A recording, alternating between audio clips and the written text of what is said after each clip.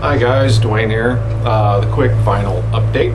I have a small stack of stuff here that I want to share with you guys. I actually have some other stuff that I want to do as well as I'm kind of waiting for some orders to roll in so I can do an update of kind of like the bigger stuff. But anyway, I have a few bargain bin things here and then some regular purchases too. That I picked up over the last week. So let's get to it. First of all, in the background, I'm listening to Lorraine MacKinnon, an ancient muse. You know, she has just such a beautiful voice. Some of you may know of her, some of you may not. So I get a picture over there. Just absolutely beautiful vocalist, kind of Irish style, Celtic type stuff, but she is just incredible. If you like artists like Inya, Lorraine MacKinnon. Okay, so let's see, one of the things I picked up, this was at my record store. They don't do a whole lot of cassette tapes. When they do get them, they put them on the floor for 50 cents or $1 a piece. But they had this, and it was still shrink wrapped, and it was they had it on sale for $4.99, so I had to get it. And it's what's the actual title? Okay, it's Elton John To Be Continued. This is a 4-tape box set spanning Elton's career. The inside here, this opens up, and it's got this real cool heavy book in here, going over the different songs and some meanings to how they came about and things like that. Another little insert, and then this is what I kind of really dig. The 4 tapes, you know, in the case make the picture of Elton there tipping his hat. Very cool, brand new for $5. I couldn't pass it up. So nice for the collection. So I grabbed that, and then some bargain bin pieces I picked up. I've started a thing where when I go record shopping, I've promised myself that I will always bring home at least one LP, whether it's a full purchase or a bargain bin purchase, of something new to experiment with. You know, especially out of a bargain bin, because for $1 you never know what you're going to find. But I picked this up based on the cover, and when I pulled the insert out, it had, you know, some ads for other artists in the series, and there were people in there like Michael Hoenig and things like that. And so this is another keyboardist, which those of you that watch my videos know, you know, I love electronic keyboardists.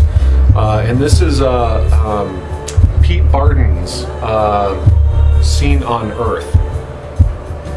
And I don't know if you can see on the cover there, but it's like a picture of Saturn, and there's like this astronaut that's just floating in space, real small. And I did play the first side of this, and it's pretty good. Pretty good. Definitely along the lines of Michael Hoenig, Vangelis a little bit. Maybe a little more 80s feel to it, but not bad. So, and then I picked this one up for the wife, and this was actually in the bargain bin.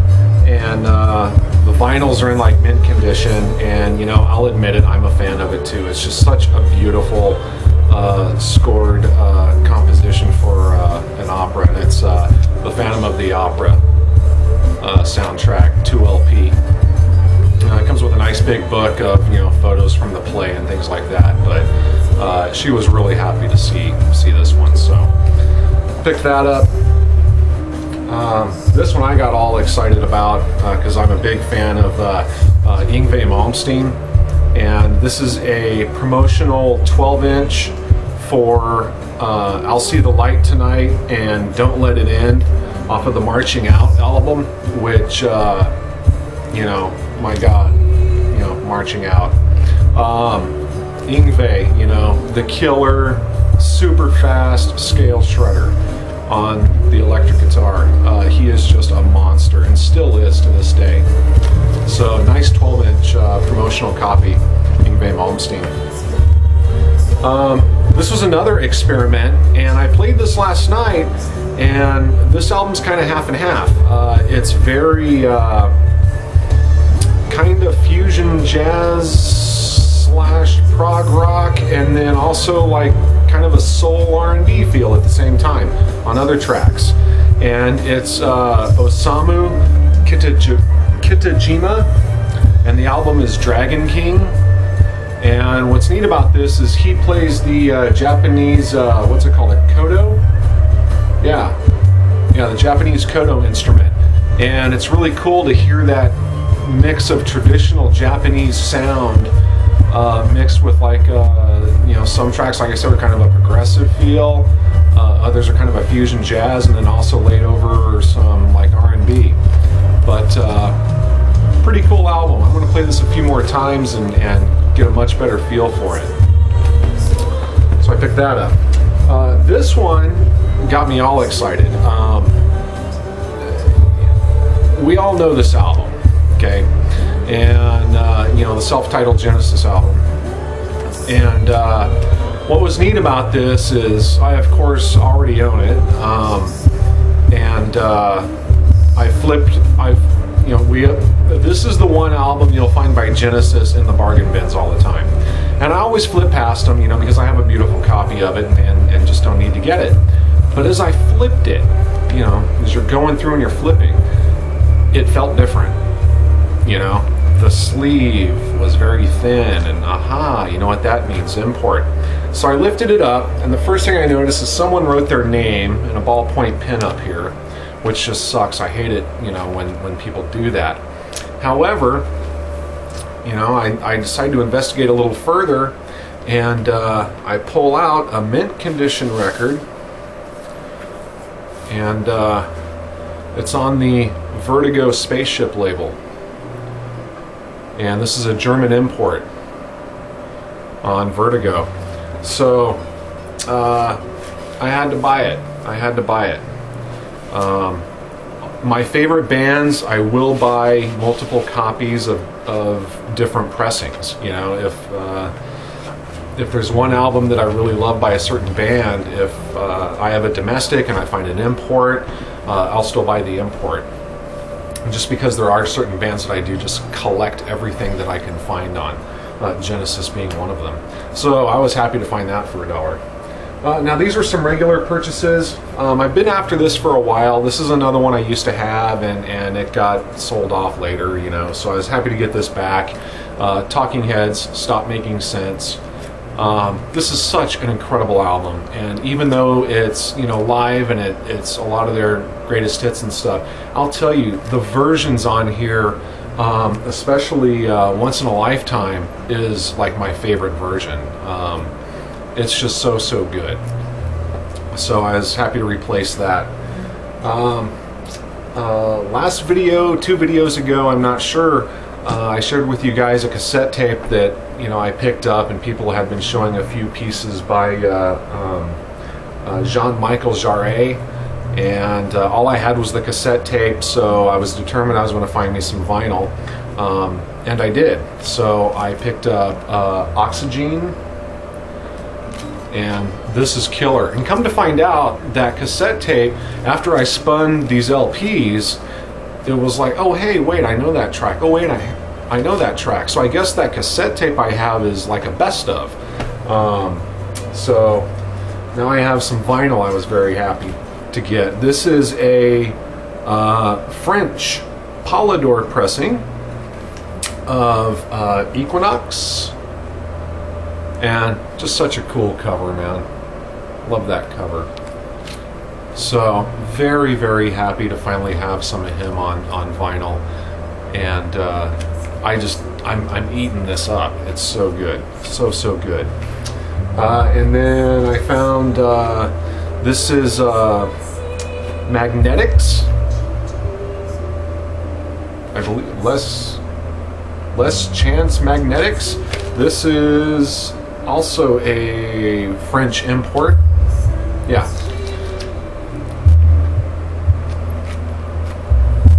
And I wish it was a gatefold. It looks like it should be a gatefold. You know, like you could open it up and get his whole head in there, you know. But yeah. So I finally have 3 pieces by that artist, and all 3 of them are just incredible. This was another one that I think it was like $2.99, and I have many versions. Well, I don't want to say many. I have a few versions of one of my favorite compositions ever written, and it's Gustav Holst, "The Planets." And I picked this up. This is a Deutsche Grammophon pressing, and this is performed by the Boston Symphony. And just, I mean, it's Deutsche Grammophon, so the sound is just incredible. But you know, I'm kind of picking up all the different versions of the planets that I can find. My favorite, of course, is Tomita's version. But it's nice to have a full symphony version as well, and I think I have 2 other symphonic versions. So I was very happy to get that. This was another one. The record store just put this out, and it's I don't have. In fact, I think I may only have 2 other albums on vinyl by Tangerine Dream, and this is Stratosphere. And this is an original domestic pressing from 1976. Gatefold. And this is on the Roger Dean Virgin label, or Virgin label with the Roger Dean artwork. So I was very happy to get this. Such an incredible album. This is definitely high on my recommendation list. And I've kind of forgotten about Tangerine Dream, and I did notice Jeff and Derek have been talking about him a little bit lately, and that kind of reminded me. And then a couple nights ago, I was watching the movie Legend, and I kind of forgot that, oh yeah, Tangerine Dream did the domestic US score for that film, Legend. And the original score for that film was done by Jerry Goldsmith. And when that film released in England, it was released with the classical Jerry Goldsmith score. And I have the DVD that has both versions on it. And I was watching the US version. But I'll be honest, as much as I love Tangerine Dream for the film, the Jerry Goldsmith score fits it better. But on the domestic version, there's also a track called It's Nothing Like the Sun by John Anderson. And I had forgotten all about that. So now I was going through my soundtracks, my collection, and I do not have the Legend soundtrack. And so now it kind of reminded me, all of this kind of came together, and it's like, I need to find that soundtrack. So I put it on my little list for when I go out. I got to find the Legend motion picture soundtrack with Tangerine Dream and John Anderson. So moving on, I got a couple left, and I picked this up. I was very happy to find this. This is Mike Oldfield, Airborne, and this is a 2 LP set. And basically what this is it's a alternate pressing for Platinum, the Platinum album. And it comes with a second LP, which has Tubular Bells Live, which was recorded back in 1978. And no, I'm sorry, it was 1979. And on the other side is Incantations, which is a studio version and a live version, recorded in 77 through 79. So I was happy to get this. I do have the Platinum album, but when I saw this, and it was just absolute mint condition and an incredible price, so I picked that up. And then the last one, this is kind of cool. I was at another record store, and one that I only frequent maybe once a month. And I went in there and didn't find much, but he did have a new kind of box bin set up that was not with his other bargain bins, and the prices weren't marked on the albums. And I asked him, you know, I said, hey, what are these? And he goes, oh, that's part of a collection I just got, and it's stuff that, you know, I don't even want to take the time to really price or anything, so I just threw it in there. They're $1 a piece. So I flipped through it, and speaking of Tomita, I found this. And this is the Bermuda Triangle, and I did not have this, and this is absolutely killer. Anybody that knows Tomita knows what to expect. Very spacey prog synth, and so I'm looking at it, and it's a beautiful gatefold. And if you guys don't know the album, I want to show you here. You got this real weird looking alien demon-y thing on the front cover, and then on the back you have the old World War II Air Force pilot that is under the ocean with the mermaid here, you know, from the planes that disappeared over the Bermuda Triangle. And you have these weird alien looking undersea creatures, and then inside, it's the inside there, there's the full picture of the gatefold. And so I pick it up and I'm looking at the gatefold and I'm checking it out, and as we all do, I look inside to check the condition of the album, and lo and behold, on the RCA Red Seal label, it's on this very cool pink vinyl. And so I carefully slid it back inside and walked up and paid for it and walked out. And you know, I can't remember, someone was in a thread lately talking about, it may have been Derek, talking about if you find something that's really cool and maybe kind of rare and worth a little bit, yet you get it at a really good price, do you tell the person, you know, hey, this is really worth something, or things like that? And I look at it this way: when I find something like that in a store, especially, it's in a store, and they don't take the time to look at it and price it correctly. I did look this up when I got home on eBay, and it's like anywhere from 15 to 30 bucks. And this is in mint condition.